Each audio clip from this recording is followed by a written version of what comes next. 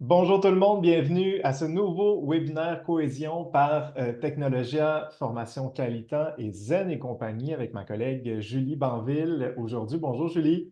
Bonjour, Michael. Alors j'espère que vous allez bien tout le monde. Merci de vous connecter en si grand nombre. Vous avez remarqué quelques changements pour cette nouvelle saison, disons ça comme ça, hein. C'est le retour, c'est la rentrée. Effectivement, là, une petite vidéo pour en apprendre un peu plus sur les entreprises Technologia, formation Qualitan au tout début. Et on commence à midi 10, là, question de vous laisser le temps de vous installer convenablement et puis de commencer tout de suite dans le cœur de la matière. Aujourd'hui, on discute d'énergie. Alors, merci beaucoup d'être là. Je vais tout de suite démarrer d'ailleurs le live sur YouTube. Donnez-moi une toute petite seconde. Formidable. Alors, on débute en vous parlant aujourd'hui d'énergie. Gérer votre énergie au travail, ça s'apprend. Quand la batterie de votre cellulaire affiche 20% sans possibilité de la recharger rapidement, vous économisez sans doute son utilisation. Quand c'est votre batterie personnelle qui affiche 20%, prenez-vous les mêmes précautions pour ne pas finir la journée ou la semaine à plat. Donc aujourd'hui, avec ma collègue Julie Banville, spécialiste en santé organisationnelle, on abordera divers moyens pour gérer vos différents niveaux d'énergie. On parle des niveaux physiques, psychologiques, émotionnels, spirituels. Et la discussion va également porter sur les bons réflexes à développer, les questions à se poser selon vos besoins et les signes annonciateurs d'un déséquilibre de votre énergie. Je vous parle brièvement de Julie Banville, forte de près de 20 ans d'expérience à titre d'entrepreneur et formatrice au sein de multiples organisations au Québec. Julie a une compréhension approfondie de la réalité des employés et des gestionnaires dans un milieu de travail qui ne cesse de changer. Son parcours l'a emmené à coécrire 2 ouvrages sur le yoga aux éditions Hachette et Larousse, à être conférencière invitée dans différents contextes et à collaborer à la plateforme Ma Zone Fit de José Lavigueur. Julie a œuvré dans différents milieux durant sa carrière, passant de la PME à l'organisation publique, où elle a pu mettre en pratique ses précieux outils pour aider les individus à optimiser leur qualité de vie, leur mobilisation et productivité au travail. Fondatrice de Zen et compagnie, Julie s'est jointe à l'équipe de Technologia afin d'y développer une offre de santé et bien-être. D'ailleurs, parlant de santé et bien-être, j'attire votre attention sur la formation santé physique, gérer son énergie pour contrer la fatigue et retrouver la vitalité qui est disponible chez Technologia sous le code BE016 et également là, la panoplie de formations et d'ailleurs de conférences aussi, Julie, qui sont offertes là, lorsqu'on parle de santé bien-être chez Technologia. Alors, merci encore une fois d'être là. Très heureux de te retrouver et je te laisse gérer ton énergie. Bon, excellent. On commence avec ça. Ben, ça me fait plaisir d'être là. Merci, Michael, pour la présentation. Gestion d'énergie, j'avoue que c'est un sujet que j'aime particulièrement discuter. Je trouve que l'énergie avec laquelle on part le matin, en fait, c'est notre feu, c'est notre moteur pour notre journée. Donc, si elle n'est pas suffisante ou si on ne sait pas tout à fait comment la remplir, ben c'est là que ça peut devenir un enjeu au niveau santé. C'est très drôle parce que ça fait justement, comme tu me présentais, ça fait plusieurs années que je suis dans le domaine de la santé et bien-être au travail. Puis quand je parlais d'énergie, il y a une quinzaine d'années, je suis aussi professeure de yoga, justement. Donc, quand je parlais d'énergie, on faisait toujours référence au chakra ou à l'énergie qui est un petit peu plus subtile. Puis je disais, non, mais c'est notre énergie. Le matin, quand on se lève, on a une certaine énergie. Donc, je suis vraiment contente qu'aujourd'hui, on en parle de plus en plus. Je me permets de me partager, me présenter, en fait, partager certains éléments peut-être de mon parcours aussi au niveau de l'énergie. Euh, bon, je suis gestionnaire de formation. Je vous laisse regarder la diapo à l'écran un peu plus spécifiquement, mais je veux amener un peu, je veux discuter de mon parcours que j'ai eu en réadaptation, donc en gestion des validités en réadaptation. Donc, moi, j'ai beaucoup œuvré en prévention, promotion de la santé, donc des activités qui font la prévention, la promotion de la santé physique, santé mentale. Mais en gestion d'invalidité, en réadaptation, on parle beaucoup de gestion d'énergie. Parce que justement, lorsqu'on se retrouve, comme tu disais, Michael, avec les batteries à plat, bien, une des premières choses, il faut identifier qu'est-ce qui fait en sorte que mon énergie, elle est si basse et comment je peux faire pour la remplir et comment je peux faire en sorte qu'elle ne se vide pas rapidement, qui fait en sorte que j'ai de la misère à fonctionner dans mes journées. Donc, en réadaptation, on fonctionne beaucoup avec ce qu'on appelle le niveau fonctionnel. À quel point on est fonctionnel dans une journée? Qu'est-ce qu'on est capable de faire? Est-ce que je suis capable de sortir faire l'épicerie? Est-ce que je suis capable de voir des gens, voir des amis? Est-ce que je suis capable d'aller au travail? Donc, ce sont des questions qu'on se pose et c'est beaucoup en fonction de l'énergie qu'on a dans le quotidien. Ça, Donc, j'imagine que c'est différent d'une personne à l'autre. ben, c'est différent d'une personne à l'autre. Puis, en fait, on fait une gestion d'énergie. Puis, merci de le mentionner parce qu'en fait, pour moi, la santé, la formule au niveau de la gestion de sa santé, qu'on soit en santé physique ou en santé mentale, c'est une question d'autogestion ou d'autorégulation. C'est-à-dire que je veux être en mesure de reconnaître mes signes de déséquilibre. Dans le cas ici, on parle d'énergie aujourd'hui. Ben, c'est quoi mes signes qui font reconnaître que là, je manque d'énergie? Ma batterie, elle commence à être à plat. Puis après ça, mais je veux savoir c'est quoi mes outils. Quels sont mes outils qui fonctionnent avec moi? Puis après Mhm. ça, ben, je m'assure de trouver le bon outil au bon moment. Donc, je m'assure de toujours utiliser, donc en fonction de mon contexte, est-ce que je suis au travail aujourd'hui? Est-ce que j'ai une réunion dans une demi-heure? Est-ce que je suis en congé aujourd'hui? C'est ce qui va peut-être changer l'outil que je vais utiliser en fonction de ce que je note comme étant un déséquilibre. Dans le cas ici, on pourrait parler de déséquilibre énergétique. Si je manque d'énergie, je me sens fatiguée, quel type d'outils je pourrais utiliser? Donc, je place un petit peu le contexte parce qu'en santé, moi, j'aime ça qu'on aurait pu parler de sommeil. Aujourd'hui, ça aurait été la même chose. On aurait pu parler de charge mentale, de gestion de stress. Je reviens toujours avec cette formule-là d'apprendre à reconnaître ces signes, de savoir quels sont mes outils, puis de savoir utiliser quel outil au bon moment. Puis c'est ce que je me propose de discuter aujourd'hui là, au niveau de la gestion d'énergie. Parfait, c'est un bon plan de match. Je vous rappelle d'ailleurs, si vous avez des questions, n'hésitez pas à les poser dans la section Q&A qui se trouve juste au bas de l'écran. Ça me fera plaisir de transmettre vos questions. Super. Ben moi, je vais commencer avec une question pour vous. Je vous pose la question, selon vous, qu'est-ce qui cause la fatigue? Je vous invite à répondre dans le Q&A. Tu veux, Michael? Exactement. Parfait. Donc, je vous invite à répondre dans le Q&A. Alors, qu'est-ce qui cause la fatigue? Il y a Christine qui nous dit le stress. On nous dit le manque de sommeil, la surcharge, le stress, l'inactivité physique, les tâches monotones, les niveaux d'activité, manque de sommeil et de stress, la charge mentale, sommeil insuffisant, manque de focus, les tracas familiaux, l'éparpillement, la charge mentale, encore une fois, l'impression d'être débordé, trop de mental, trop de choses, ne pas assez bouger. On me rappelle beaucoup la charge mentale, le stress, les soucis, hein, les tracas de la vie en général au quotidien. Tout à fait. Parfait. Ben merci. Donc, ce qu'on voit, puis ce que je voulais justement aussi faire ressortir, vous voyez que c'est pas seulement le manque de sommeil. Le manque de sommeil en fait partie, mais c'est pas seulement parce qu'on n'a pas suffisamment bien dormi qu'on n'a pas d'énergie. Mhm. On pourrait bien dormir, avoir des bonnes nuits de sommeil, mais demeurer fatigué le lendemain ou fatigué dans nos journées. Donc, ce lien-là entre le sommeil et l'énergie est là depuis longtemps. Puis l'idée, c'est d'enlever un petit peu ce lien-là parce qu'il y a différentes façons d'augmenter son niveau d'énergie si on se sent fatigué. Je remets ici le fameux petit téléphone parce qu'on en a parlé en introduction, puis je trouve que c'est une belle façon de représenter l'énergie parce que on sait tous à quel point on utilise notre téléphone aujourd'hui tout au courant de la journée, tout au long Mhm. de la journée. En fait, c'est pas un outil qu'on utilise seulement qu'à l'occasion, il nous accompagne tout au long de la journée. Et ce fameux téléphone-là, ben, on veut s'assurer qu'il soit plein, qu'il soit rempli. Et que si on se rend compte que notre téléphone, la batterie, la réserve énergétique, elle est basse, ben, automatiquement, on va démarrer notre journée en disant, ma réserve, elle est basse, je vais noter la façon que je vais utiliser mon téléphone aujourd'hui. Donc, je vais adapter l'utilisation de mon téléphone en fonction de l'énergie qui est disponible, en fonction de la réserve de la batterie qui est disponible. Malheureusement, c'est pas quelque chose qu'on fait avec soi.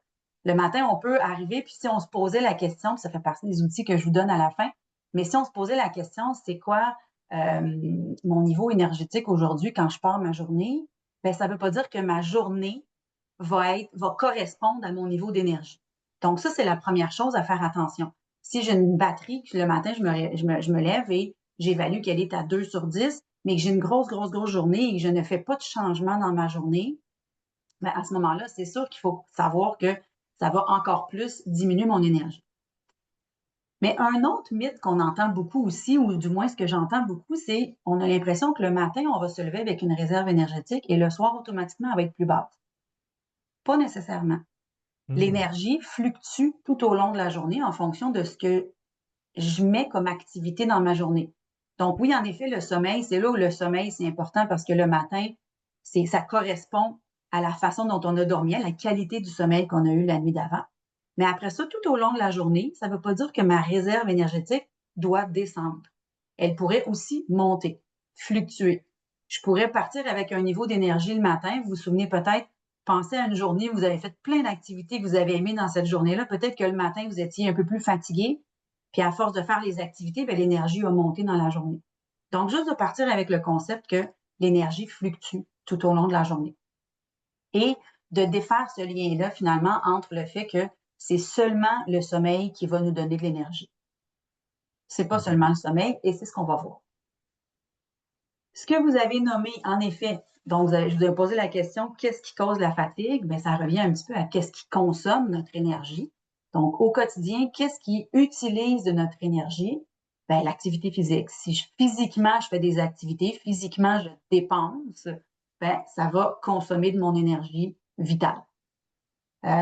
L'activité mentale et la charge mentale, pour moi, la différence entre les deux, c'est l'activité mentale, c'est d'être en réunion, faire une présentation. Présentement, j'utilise de mon activité cognitive, activité mentale, avoir un besoin de concentration, un besoin de clarté mentale pour faire certaines tâches. Donc, mon niveau de concentration, mon niveau d'attention va consommer mon activité mentale ou cognitive. Et la charge mentale, bien souvent, c'est celle qui reste là. Puis on risque d'en parler un peu plus tard, peut-être même dans un prochain webinaire de cette fameuse charge mentale-là. Mais de cette charge mentale-là, elle est composée de plein de choses, mais il y a en partie ce qu'on appelle la rumination, hein, les petites pensées qui roulent, le petit hamster qu'on a qui roule en boucle. Mhm. Ça peut, notre liste de choses à faire qui roule sans arrêt, ça fait partie de notre charge mentale. Donc, c'est ce que vous avez nommé aussi dans vos réponses tout à l'heure. La charge émotionnelle aussi, lorsqu'on vit une émotion, bien, ça consomme également de notre vitalité, notre énergie. Le stress, vous l'avez nommé aussi, avec tout ce que vous avez précisé dans vos réponses. Je fais une petite explication du stress rapide parce que c'est très important. Ce qu'on a noté ici, ce que vous avez noté dans les réponses, la surcharge, le stress évidemment, mais tout ce qui est charge mentale, charge émotionnelle, activité cognitive, ça déclenche aussi des réactions de stress en continu. Donc, le système nerveux est très demandé et sollicité tout au long de la journée par les activités, les tâches qu'on fait. Puis, je tiens à rappeler, si vous ne le saviez pas déjà, que le stress, c'est juste un mécanisme d'adaptation. Le mécanisme du stress, le système nerveux, c'est simplement un mécanisme d'adaptation. Ce n'est pas négatif en soi, c'est neutre en fait. Le système nerveux va simplement s'adapter en fonction de ce qu'il perçoit comme étant un stresseur ou non dans l'environnement. Puis s'il sent qu'il y a un stresseur, bien là, oui, il va déclencher une réaction de stress. Donc, au niveau du cerveau, j'aime cette petite image-là. Qu'est-ce qui se passe? Bien, lorsque mon système nerveux a perçu un stresseur, un déclencheur, pour moi, parce que la majorité du temps, le stress c'est subjectif. Hein, si je prends l'exemple de si on est dans la circulation, bien, il y a une personne qui peut dire ben moi, être dans le trafic et dans la circulation, c'est pas quelque chose qui me dérange. Je mets la musique, je mets un podcast, puis je mets un balado, puis je vais arriver quand je vais arriver parce que j'ai pas de contrôle là-dessus. Puis une autre personne, ça pourrait vraiment faire augmenter son niveau de stress de façon importante. Donc, il faut savoir qu'on n'est pas tous déclenchés par la même chose, mais lorsqu'on est déclenché, dans le cerveau, ce qui se passe, c'est qu'il y a un petit interrupteur qui s'allume. Puis l'interrupteur, littéralement, ce qu'il va faire, c'est que ça va ressembler à ça ici. Donc, c'est vraiment un signal d'alarme qui est assez fort au niveau de notre organisme qui va déclencher ce qu'on appelle la réponse de stress.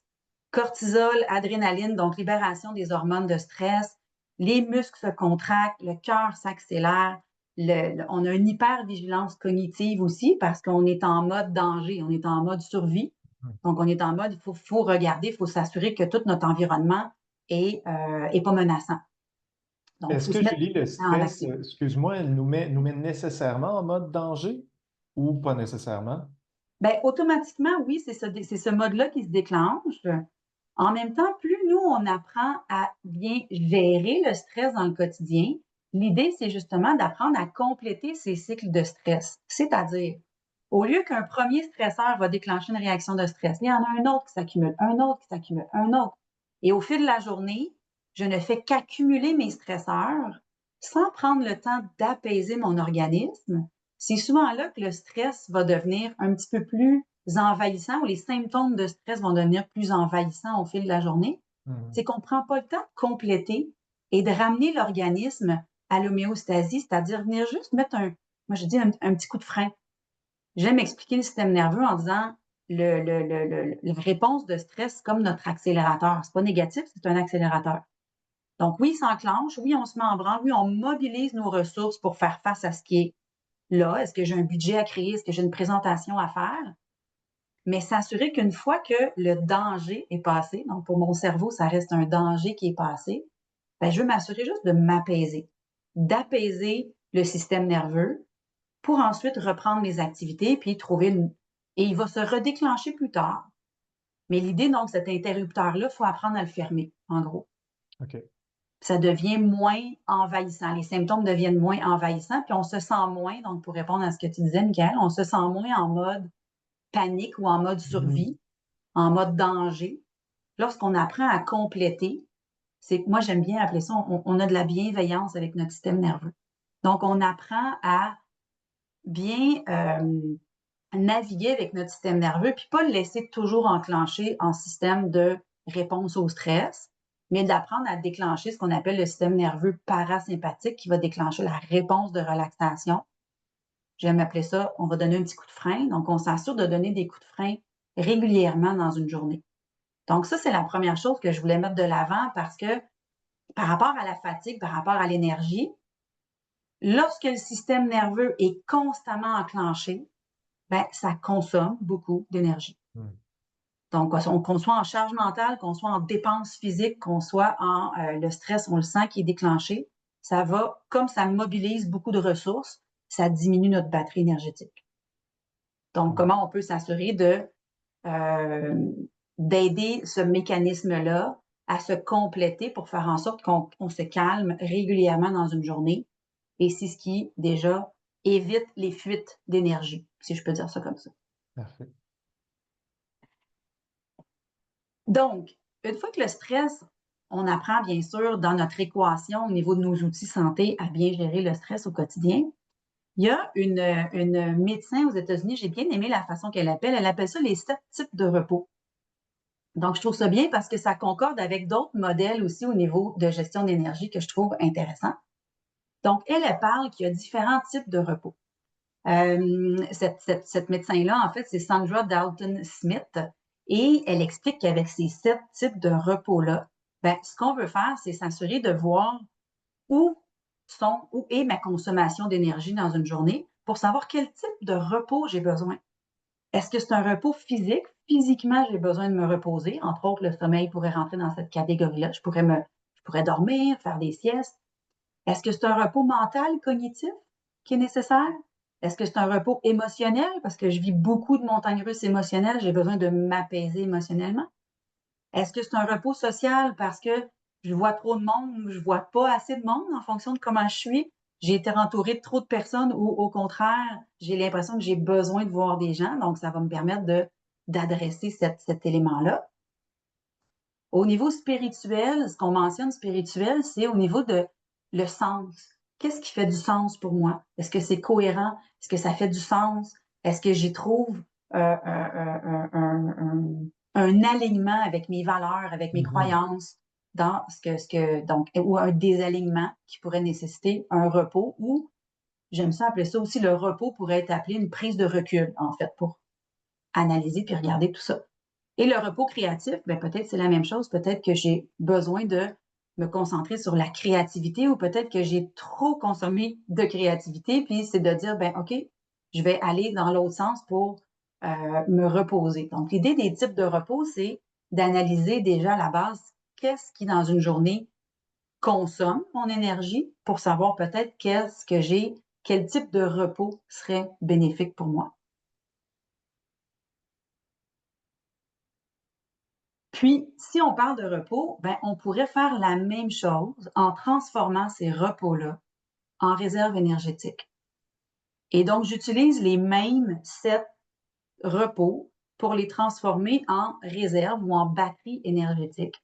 Puis là, je combine avec d'autres modèles que je trouve bien intéressants, celui de le livre The Power of Full Engagement. Et j'ai pas le titre en français, puis l'autre, c'est Recharge Your Batteries, qui sont 2 modèles qui parlent de façon combinée des 5 premières batteries que vous voyez ici, c'est-à-dire batterie physique, mentale, émotionnelle, sociale et spirituelle. On a parlé, spirituel, c'est au niveau du sens, de l'alignement avec mes valeurs, de la cohérence. Puis, dans le modèle donc du docteur Dalton que je viens de vous parler, ben, elle ajoute sensorielle et créative. Puis ça, je trouve ça intéressant parce qu'au niveau sensoriel, particulièrement au niveau du type de repos, sensoriel, c'est qu'on est constamment bombardé d'informations aujourd'hui, que ce soit visuel, auditif, euh, particulièrement avec le télétravail aussi, le fait aussi dans les dernières années d'avoir peut-être été un petit peu plus à la maison. Lorsqu'on sort de la maison, il y a beaucoup, nos sens sont vraiment mis à l'épreuve dans ça aussi. Donc, de juste voir si des fois, ça peut être notre batterie sensorielle qui est déjà peut-être à réfléchir, à dire, ben, j'ai peut-être besoin de repos pour éventuellement dire, ben, comment je pourrais remplir ma batterie. Donc, Intéressant. une des pistes que j'aime amener, c'est de dire, ben, comment je peux, en premier, me questionner sur c'est quoi ma consommation, elle ressemble à quoi dans le quotidien, ma consommation selon ces réserves énergétiques-là. Puis après ça, de dire, si je me rends compte que dans une certaine réserve, je prends tout, par exemple, cette réserve-là, ben, elle est constamment vidée par les activités que je fais dans une journée. Ben, comment je peux m'assurer de, un, peut-être remplir les autres, donc travailler à remplir les autres, ou peut-être de constater que s'il y en a une qui est constamment surutilisée, ben peut-être que je peux voir également, moi j'aime bien dire dans une journée, comment je peux répartir mes tâches en fonction du type d'énergie que j'ai lorsque j'arrive au travail le matin. Est-ce que mon énergie cognitive est vraiment alerte, mais physiquement, je me sens un petit peu plus fatiguée? À ce moment-là, peut-être qu'il peut y avoir un certain travail qui est différent d'un autre dans mes tâches dans le quotidien. Ça me permet de travailler mon organisation du temps, mon organisation des tâches en fonction de ça aussi. Puis dans le livre de Power of Full Engagement, c'est intéressant parce qu'il dit justement que on parle beaucoup de gestion de temps, c'est important, gestion des priorités, s'organiser au niveau au niveau de notre gestion de temps puis nos priorités. Mais l'énergie, en fait, ça reste quand même notre ressource la plus importante parce que quand même que j'organise mes tâches, si j'ai pas d'énergie pour les réaliser, c'est là qu'on rentre dans un peu tout le cercle de la procrastination parce qu'on n'a pas l'énergie adéquate pour répondre à une tâche. Donc, comment je peux apprendre à mieux naviguer à travers ça, finalement? Parfait.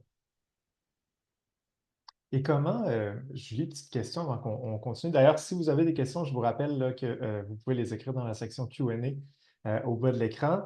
Comment on fait pour savoir quel est c'est quoi notre prime dans une journée? À quel moment est-ce qu'on se sent le mieux? Tu as mentionné tout à l'heure là, de déconstruire le mythe que quand tu te lèves le matin, nécessairement, tu as plus d'énergie. Comment on fait pour se trouver soi là, avec Ouais. le bon niveau d'énergie? Oui, ben c'est une bonne question. En fait, puis ça amène aux outils que je vais vous présenter juste après, c'est que le premier réflexe dans la formule que j'ai parlé au début, d'apprendre à reconnaître nos signes de déséquilibre, c'est la première étape. Donc déjà, il faut simplement se poser la question. Le matin, on pourrait se poser la question, OK, j'arrive avec quel niveau d'énergie aujourd'hui?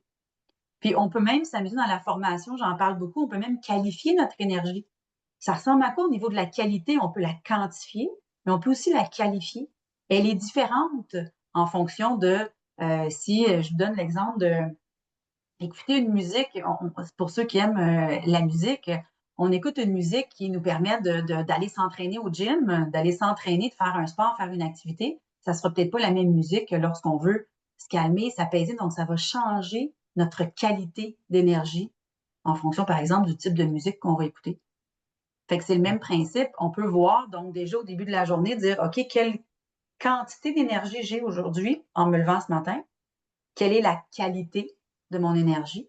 Puis après ça, ben, adapter en fonction de ça. Donc, le premier réflexe à développer, moi, je dirais, c'est déjà d'apprendre à se poser la question.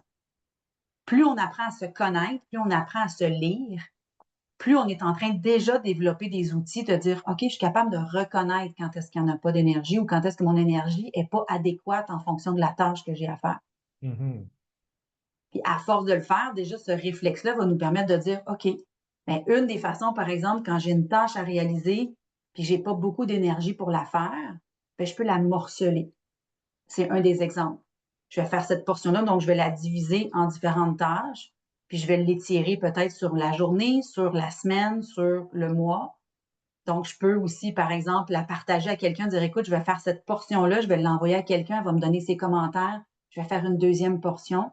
Donc, quand on morcelle, déjà, ça aide au niveau de la portion d'énergie qu'on est capable de donner à cette tâche-là. Intéressant. Puis, je vous parle d'autres outils aussi que j'avais envie de vous partager. Je vois que le temps file déjà. Je vais avoir envie de vous partager quelques outils que j'aime utiliser. Donc, en fonction des types de repos qu'on a parlé tout à l'heure, les 7, ben, c'est, ou des réserves énergétiques là, qui sont les mêmes, ben, une des premières choses qui pourrait être intéressante à faire, c'est faire l'inventaire de mon utilisation, de ma consommation d'énergie au quotidien. Qu'est-ce que je consomme au niveau physique? Qu'est-ce que je consomme au niveau mental? Qu'est-ce que je fais? Quelles sont mes activités qui consomment dans cette réserve-là? Puis là, je fais l'inventaire de tout ça. Donc, déjà, ça me permet de voir à quoi ça ressemble. Est-ce que c'est bien distribué? Est-ce que tout se retrouve dans la même réserve? Un autre exercice que j'aime bien proposer, c'est on peut déjà se faire un tableau qui ressemble à ça, là, professionnel, personnel.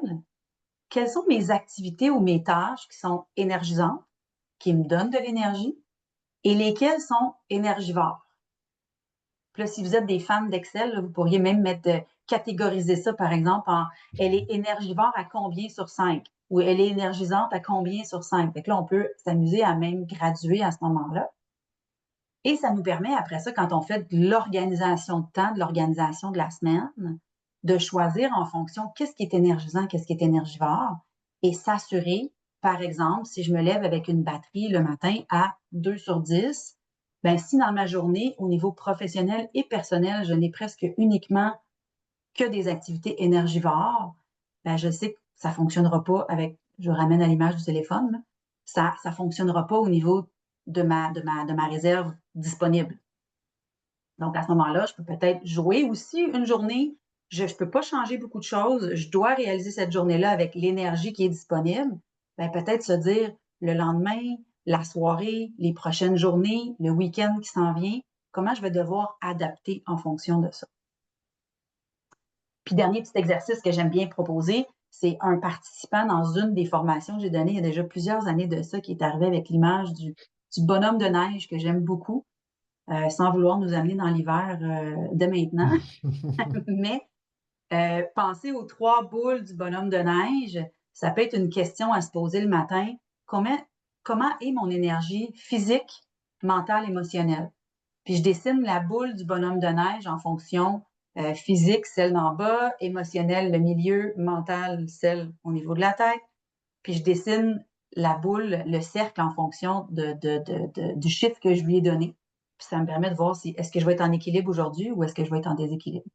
Donc, c'est un petit exercice qui est ludique, que même certaines personnes m'ont dit au fil du temps, au fil des années, qu'ils le font avec leurs enfants aussi. Bel apprentissage à faire avec les enfants aussi, de reconnaître son niveau d'énergie, là. Donc, ben, il me resterait à tester une pratique avec vous. Je ne sais pas, Michael, on en est où? Oui, absolument. Ben, pour l'instant, ça va super bien au niveau des questions. Là, je vous rappelle une dernière fois, si vous avez des questions, posez-les dans la section Q&A. On va y répondre là, avec grand plaisir. Fait qu'on pourrait passer tout de suite au petit exercice, puis ensuite terminer notre midi avec les questions. Parfait.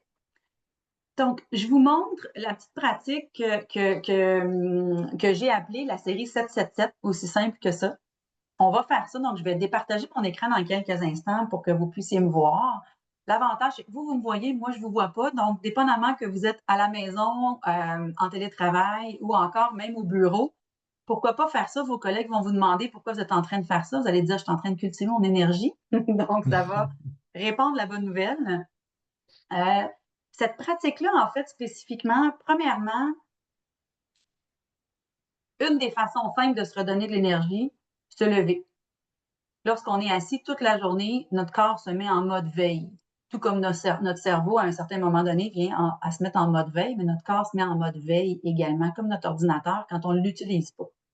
Une des premières choses, on se lève le plus souvent possible dans une journée. Ça augmente le niveau circulatoire, ça augmente l'énergie qu'on a simplement par le fait que la circulation peut recommencer à circuler partout dans le corps. L'autre chose, c'est lorsqu'on s'étire, voyez-vous, la première position, on va aller s'étirer. Donc, en s'étirant, ben, on vient créer aussi encore plus de circulation à l'interne. On va combiner ça avec la respiration profonde. Et ce sont deux outils ensemble qui vont permettre vraiment d'augmenter l'énergie. Donc, on va l'essayer ensemble. Donc, quand on s'étire, pour votre information, on vient augmenter l'énergie. Puis quand on se penche vers le bas, quand on fait ce qu'on appelle des flexions avant, ça nous aide à se calmer. Donc, dans une journée, vous pourriez aussi choisir en fonction de, selon votre énergie, est-ce que, par exemple, pour l'instant, j'ai une énergie qui est agitée, stressée, peut-être j'aurais besoin, en fait, de juste apaiser mon système nerveux, me calmer, puis ça va me ramener à ma concentration, ça va me ramener à les tâches que j'ai besoin de faire. Ou encore, c'est vraiment une fatigue, une lourdeur physique, mentale qui dit non, j'ai besoin vraiment d'aller m'étirer. Là, ça va donner une vitalité au corps également. On va essayer ça. Je vais départager. Super. Parfait. Donc, je vous invite à vous lever. Si vous avez un casque d'écoute, là, vous pouvez l'enlever quelques instants. Si vous avez vu l'écran tout à l'heure, vous avez une chaise avec moi, donc je vous partage avec ma chaise ici. C'est rare que dans un webinaire, on se lève, on fait des exercices, hein? Non, mais c'est ce que je vous propose aujourd'hui pour qu'on bouge un petit peu. Puis on veut C'est augmenter super. notre énergie. Donc, on s'installe à côté de sa chaise, les pieds, largeur des hanches, les bras le long du corps. On va simplement, à l'inspiration, on va soulever les bras au-dessus de la tête. Et on va juste rester ici pour 7 respirations profondes. Vous pouvez choisir d'avoir les bras comme ceci. Vous pourriez aussi choisir d'enlacer les doigts des mains, tourner les paumes des mains vers le haut. Si vous êtes seul, justement, là, en télétravail à la maison, fermez les yeux ici. On est pour 7 respirations. Pensez à inspirer par le nez et expirer par le nez. Donc, Michael, tu as le droit de ne pas le faire, tu regardes ton ordinateur, mais j'espère que tous les C'est participants super. sont en train de le faire avec moi. Pensez ici à inspirer. À chaque fois que vous inspirez, pensez à vous allonger vers le haut. Ça se peut que ça commence à tirer, à chauffer dans les épaules, c'est normal. Encore 2 respirations ici, je m'étire. Si vous voulez même aller faire des flexions latérales, on penche d'un côté, on penche de l'autre côté. Super. Avant de relâcher les bras, on ferme les yeux. Prenez le temps de relâcher les bras le long du corps. Et avec les yeux fermés, observez les sensations. Vous allez peut-être remarquer dans vos bras, dans vos épaules, dans vos mains, picotement, chaleur, fraîcheur. Bon, déjà, ça permet de voir qu'on libère un petit peu, donc ça aide à faire circuler le sang, ça aide à faire circuler, donc on ressent cette circulation-là. OK. Deuxième, on a notre chaise comme ça ici qui est devant nous, notre chaise, on met l'assise de la chaise devant nous, on met les mains dessus. D'ici, les pieds sont largeur des hanches, on fléchit les genoux un petit peu. On a l'option de garder les mains sur l'assise de la chaise et laisser tomber notre tête. On peut mettre les avant-bras sur l'assise de la chaise. Je dépose la tête. Là, vous allez me perdre dans la caméra. Je pourrais aussi venir mettre mes mains au sol et relâcher complètement la tête. Peu importe la variation que vous allez choisir, je vais prendre celle, moi, avec les avant-bras sur l'assise de la chaise. Restez là. 7 respirations. On a les genoux fléchis, la tête est relâchée.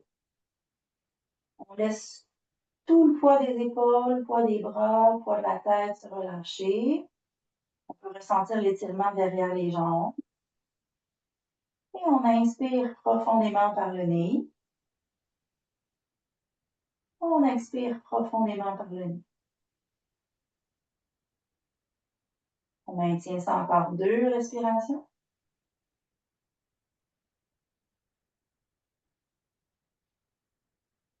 Et quand on va remonter, prenez le temps, si vous voulez garder les yeux fermés, n'hésitez pas à le faire.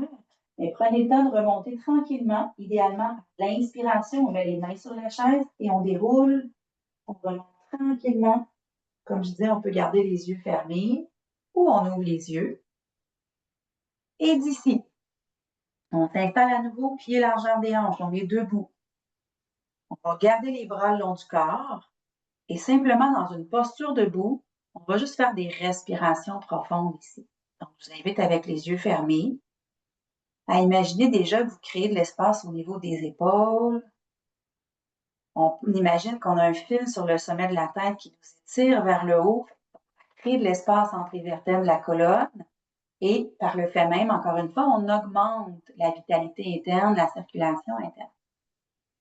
Et juste par la respiration, par le nez toujours, à chaque fois qu'on inspire, imaginez que vous vous allongez, comme s'il y avait un fil sur le sommet de la tête qui vous étire. Et à chaque fois que vous expirez, concentrez-vous sous les pieds et venez ressentir les pieds en contact avec le sol. Faites ça encore pour 2 respirations profondes. Allez jusqu'au bout de l'inspire. Remplissez les poumons. À l'expire, on va jusqu'au bout de l'expire. Et on fait ça une dernière fois. Expirez. Excellent. Ouvrez les yeux. Revenez. J'espère que ça a permis d'augmenter un petit peu le niveau d'énergie. N'hésitez pas à nous écrire si c'est le cas. J'ai déjà hâte d'aller faire mon 777, moi aussi. Merci pour ça, Julie. Est-ce qu'il y avait d'autres choses à présenter ou on peut passer aux questions? On passe aux questions. On terminait avec la pratique. Formidable. Merci pour ça. On va tenter de vous libérer tout le monde là, vers -5 à peu près, mais on a des questions qui sont super pertinentes. Notamment, là, on nous demande, Julie, comment expliquer aux autres que notre niveau d'énergie est plus bas, surtout aux personnes dynamiques qui ne comprennent pas.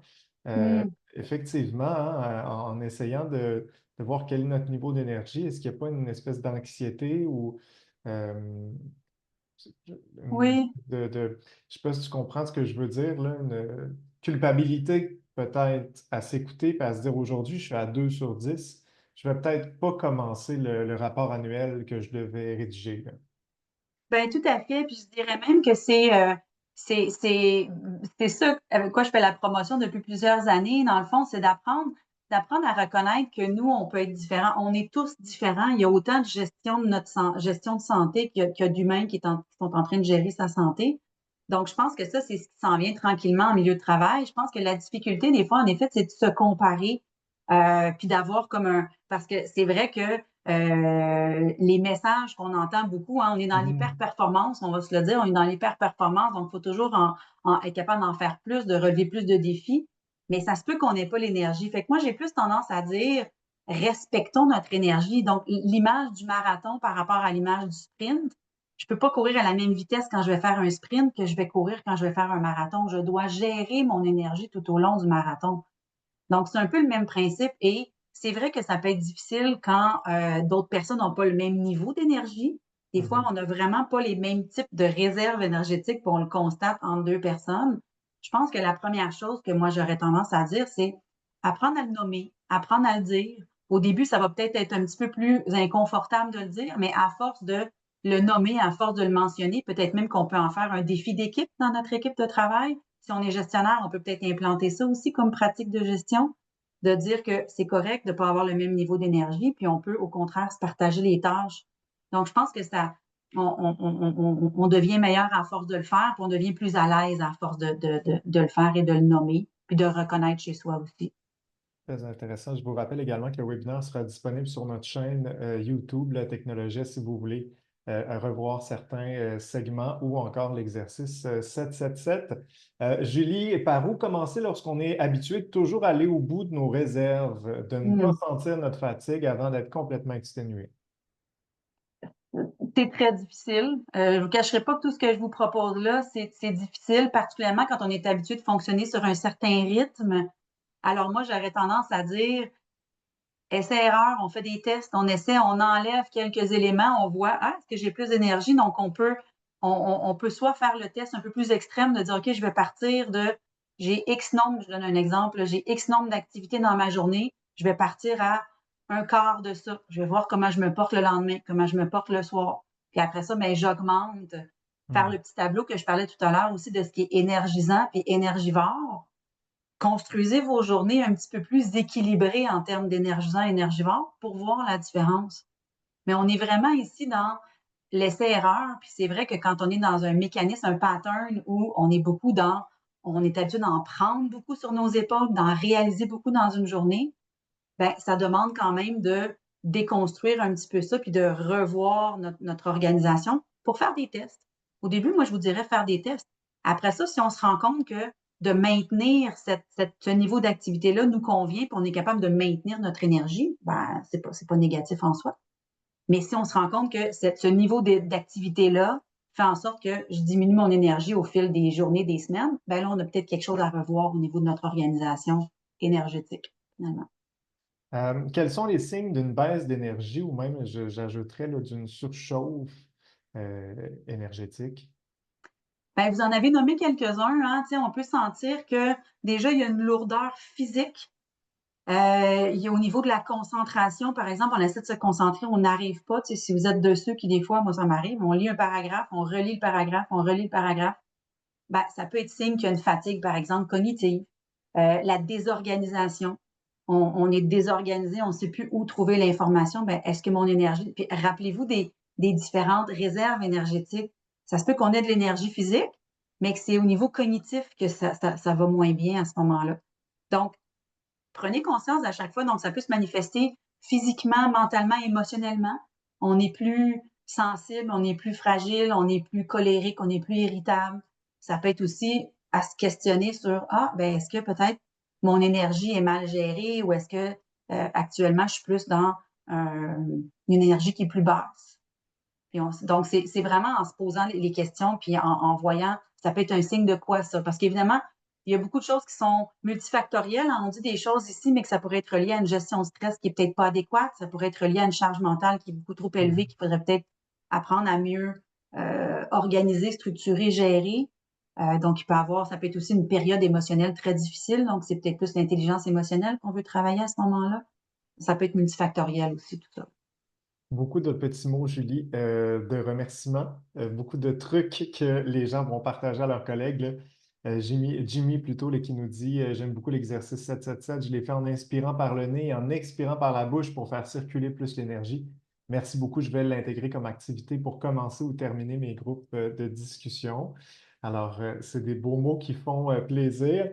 Il y a Caroline Mhm. qui nous dit que faire si on ne peut pas modifier la planification des tâches en fonction de notre énergie? Effectivement, là, j'ai une réunion avec des clients, je ne peux juste Oui, pas annuler. Comment oui. rester attentive malgré tout?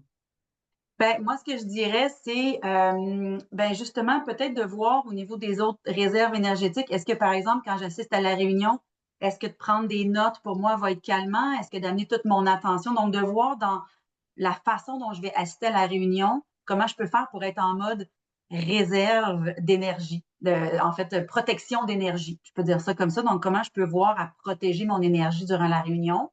Puis après ça, ben, c'est d'être conscient que cette réunion-là va me demander beaucoup d'énergie. Donc, comment j'organise les choses autour?